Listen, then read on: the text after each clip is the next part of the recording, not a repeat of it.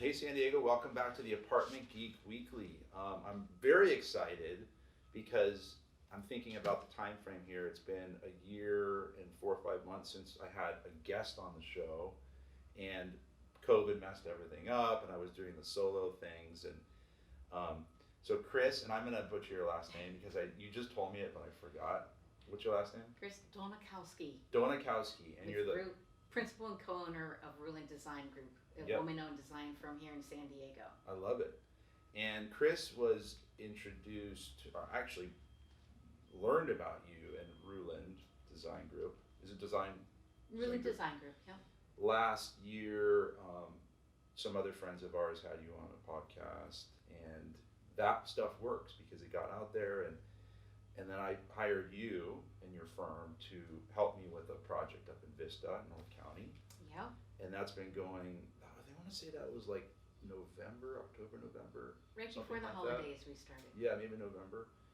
And so this is, I really wanted you to come on this show because, and I'm going to tie this into the last episode we did. I kind of gave you a little teaser on it. It had this poem about buying real estate when you're young, and especially in areas like San Diego. My dad always said, we're not creating any more land. No. And dirt. You look around and it's. We've got an ocean and we've got desert. There's only so much room in between. And that's the case for the whole planet. But with areas like San Diego, it's like, if we have dirt, if we have land, what can we do to take advantage of the existing space, which is what we're talking about here, or we will talk about, and that and it's a simple, like, if you look at the depreciation schedule when you do your taxes, you look how much the land value is compared to improvements. It's like the land, we pay so much for these apartment complexes because the dirt is so valuable, especially if you're in coastal or infill locations, North Park, Hillcrest, anything like that.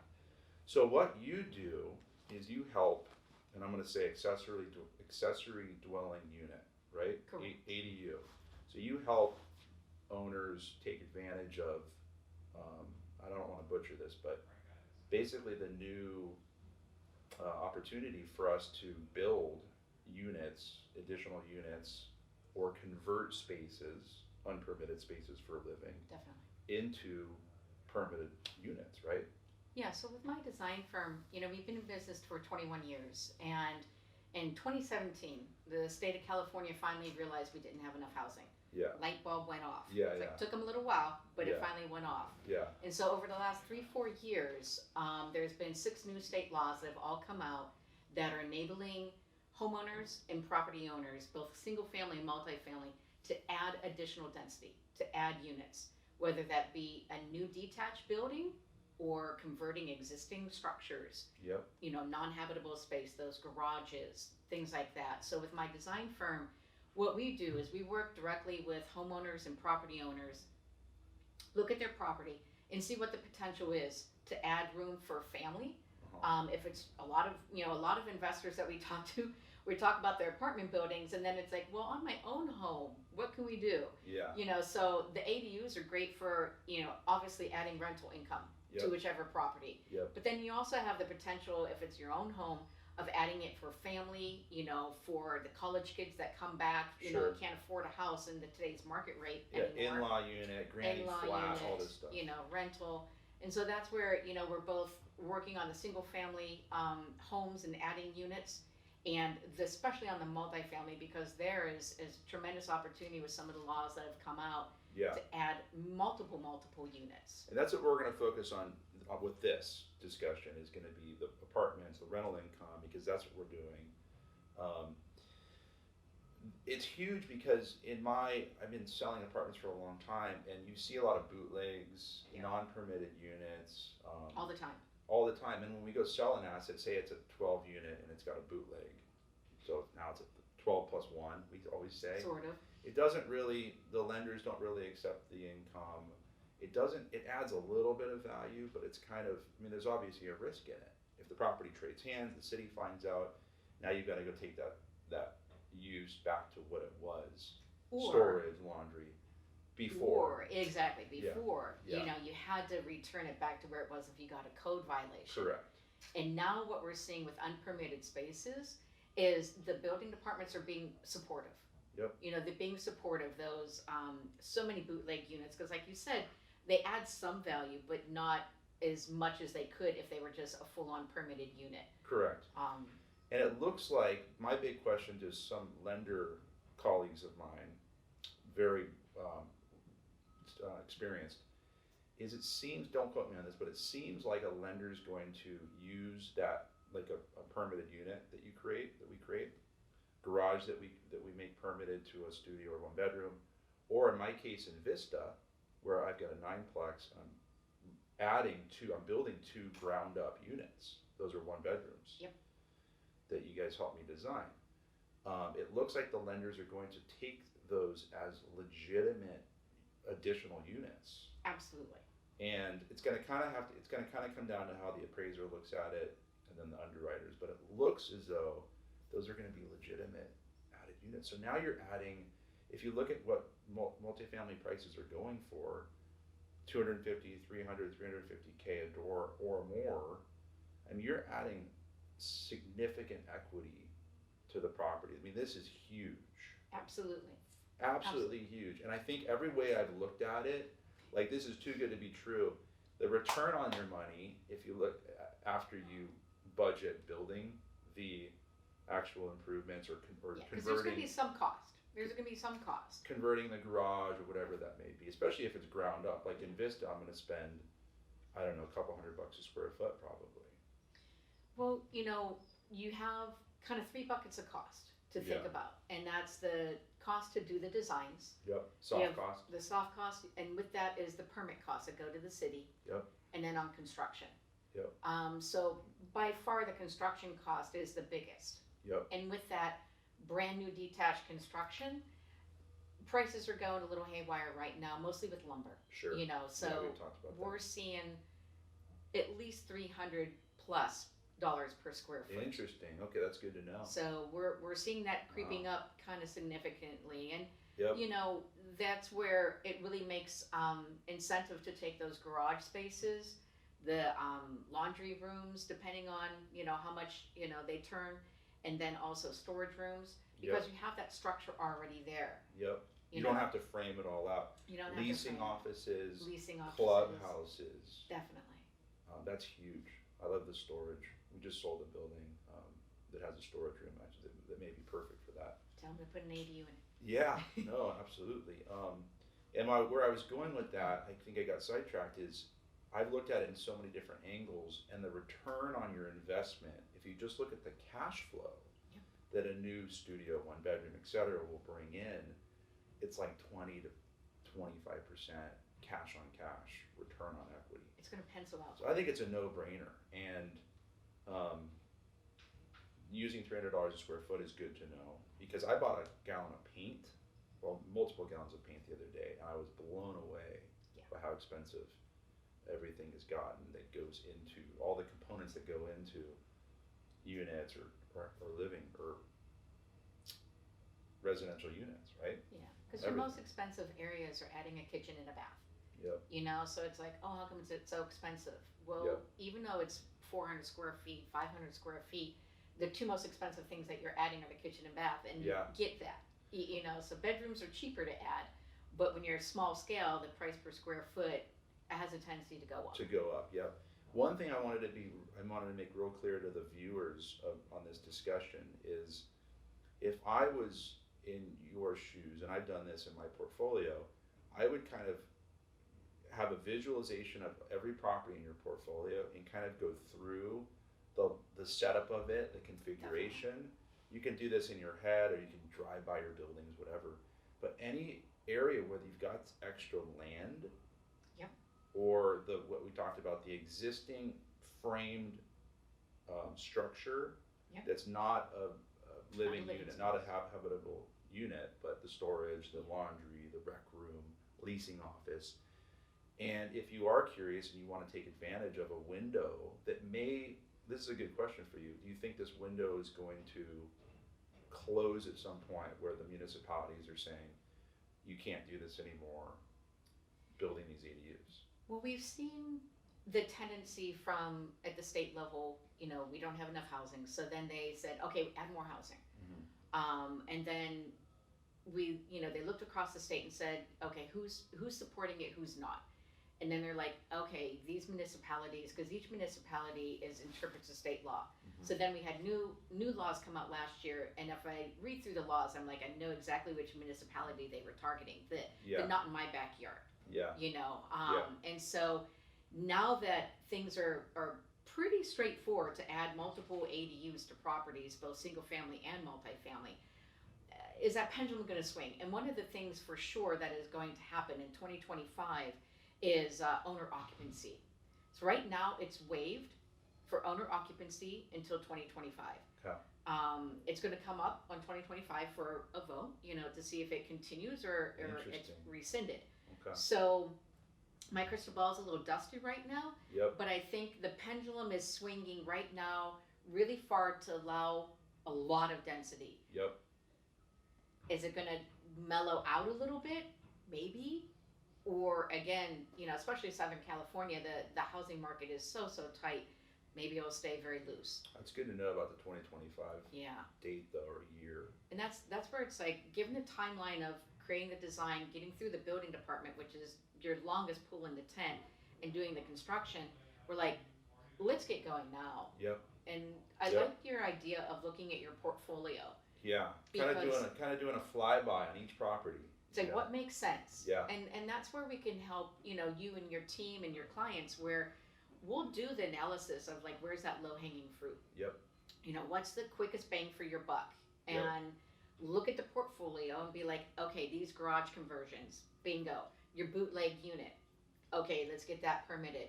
And then bring it into okay, this is a little bit more complicated, it might cost a little bit more money, but still doable. Yep.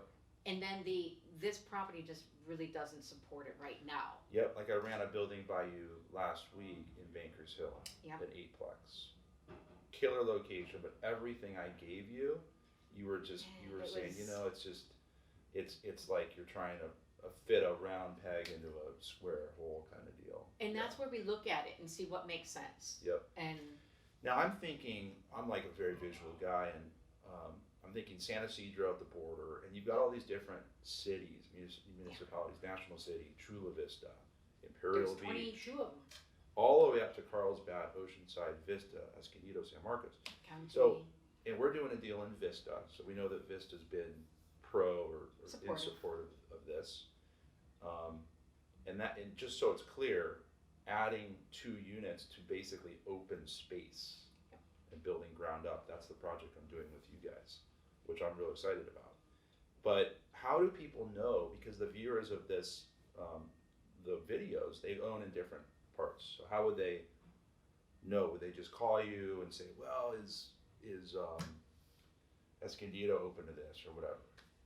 And that's a good question, because each municipality, and there's I think 21 of them across the San Diego area, they all interpret the state law slightly differently. They have to follow the state law, but the interpretation is ever so slightly different. Like Chula Vista is really difficult, I heard. Chula Vista's, they're difficult right now. They're not on my supportive list. Yep. City of San Diego, golden. So give us a call. Give us a call, because the requirements for your property in Vista, we specifically made your unit 749 square feet, just under that 750 range. Because then you have to go into school fees and stuff, right? Well, a development impact fee, which is an additional $14,000 on top of your permits. Yep. So by making it 1 square foot less, we're saving you $14,000. Yep. City of San Diego, no development impact fees, which is why they're just golden right now. They're really supporting density. And one of the other things to look at specifically for City of San Diego is if you have bigger units that are like maybe 3-bedroom, 2-bedroom units, City of San Diego will allow you to subdivide habitable space. You're turning a 3-bedroom unit into like a studio or being able to break up habitable space. And right now, City of San Diego is the only one that allows that to happen. So again, that's where there's tremendous opportunities, especially with City of San Diego and the affordable housing density programs that they have as well. I wonder if you could take, in theory, like 5 3-bedroom, 2-bath units, a 5-plex, and divide those 3 bedrooms into 2 units each and turn it into like a 10-unit. Potentially.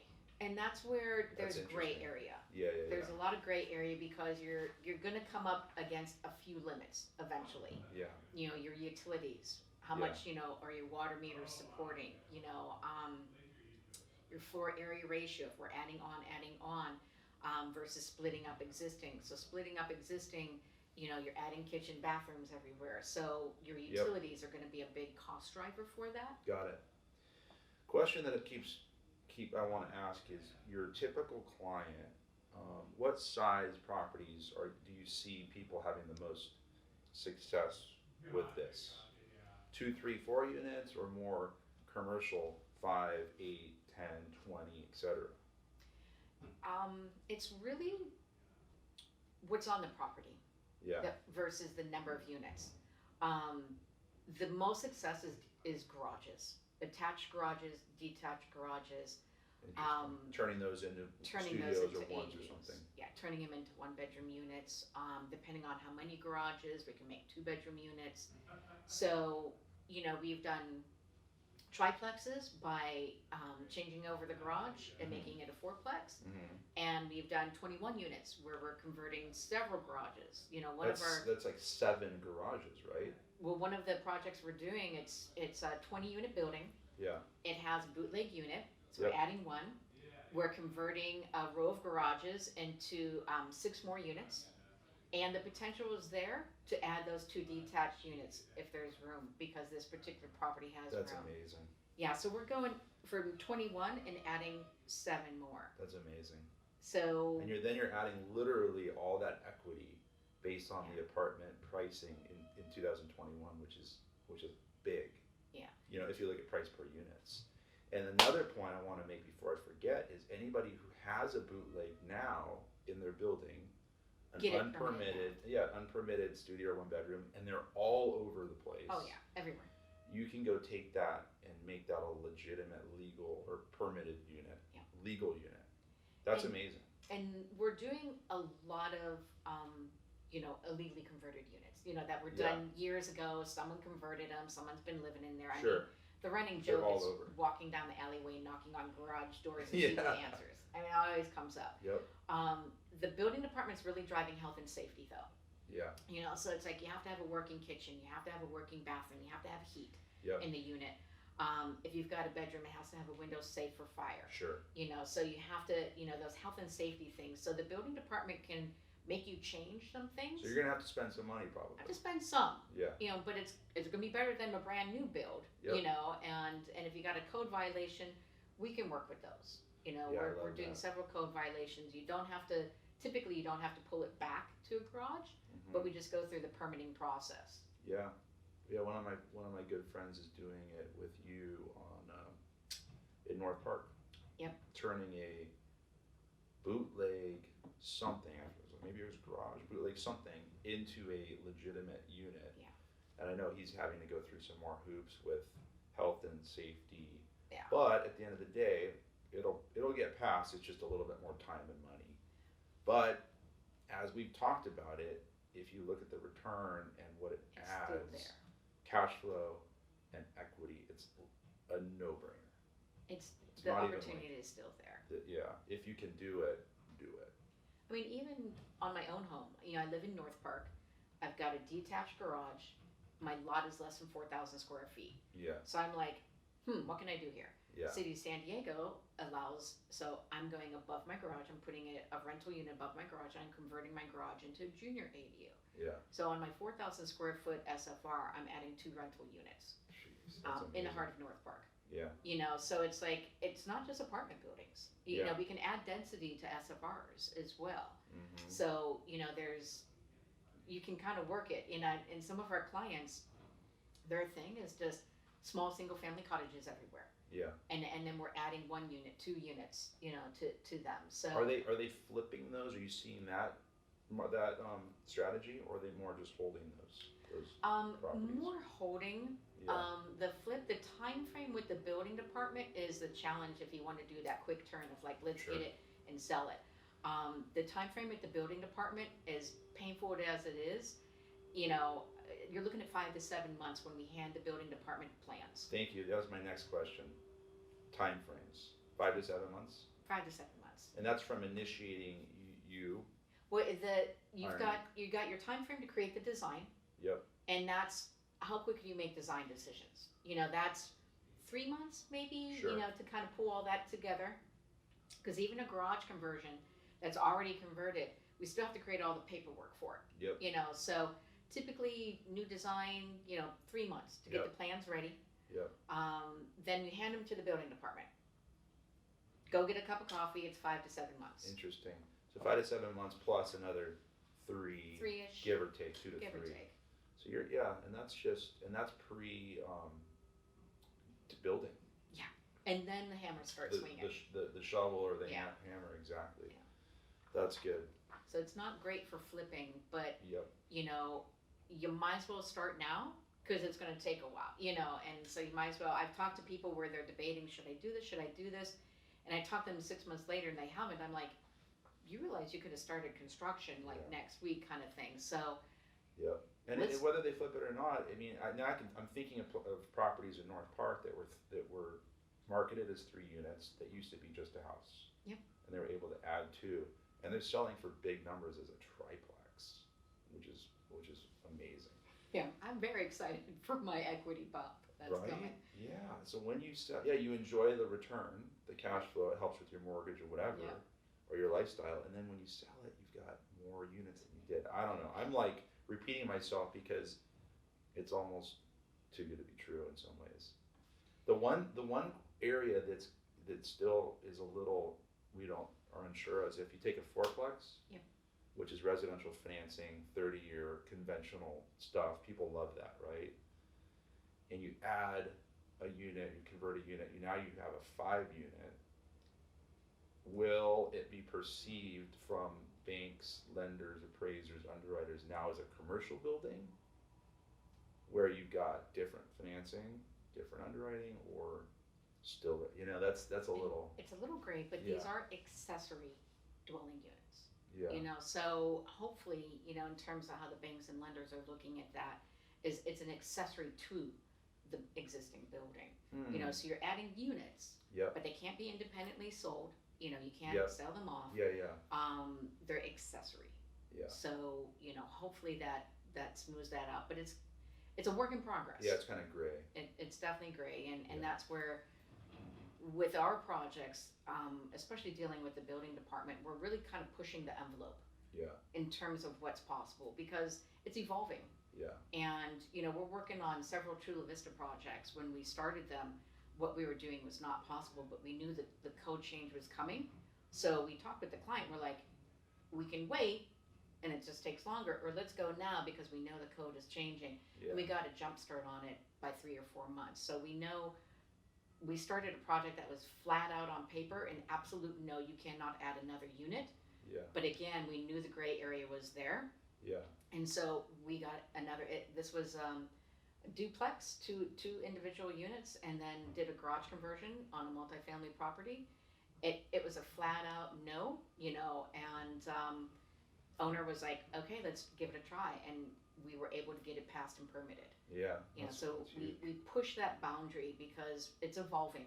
It's Yeah. absolutely evolving. Yeah. So I think the moral of the story is if there's any inkling that you can do this at one of your assets, and it could be 10, 20 units, it could be two units, whatever. I mean, most of what we do is 5 and above Perfect. in our world, but a lot of our clients own 3 and 4 plexes and stuff. Is reach out to you. You can do a kind of a complimentary. I don't want to throw that out there, but No, it is absolutely free. We Yeah. do a free consultation. yeah, just to give them like, okay, this looks good or it doesn't, Yeah. etc. Yeah. Give them a gauge, 1 to 10 or something maybe, and then take it from there.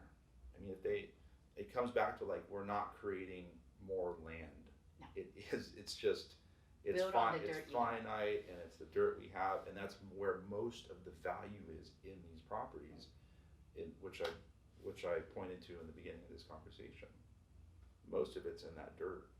Definitely. The improvements is, you know, a fraction of it. Yeah. And we all know that through the taxes we do with depreciation. So let's look at the portfolio. Yeah. Look at the portfolio, Yeah. see where the opportunity is. Yep. And then we'll go from there. I love the idea of somebody with, you know, a couple hundred units talking to you and just saying, hey, this is the list of what I own. And then doing kind of a Google Earth flyby and maybe talking with the client on the phone. How many units, what's the deal, garages, parking, etc. Yeah. That's pretty cool. I'm excited. Thank you for coming in here. Absolutely. Happy to do so. The first guest. We're back. I know. And it's Yeah. like, what is it, the middle of May. And I feel like we're kind of coming out of this based on this last weekend and some of the restaurants I went into. I went into a surf shop. I won't say where, which I don't know that I have to disclose that, and I didn't have a mask, and I asked, you know, hey, do you have a mask? Because I'd lost my, it like dropped out of my pocket, and the gentleman said it's optional. Whoa, to walk around this particular surf shop, which is pretty cool. Yeah, fingers crossed we can keep our community safe and get through this. 100%. Well, thanks, Chris. Thank you for tuning in. We're going to have another episode in 2 weeks. We're taking next week off. So stay tuned, be well, and thanks for tuning in.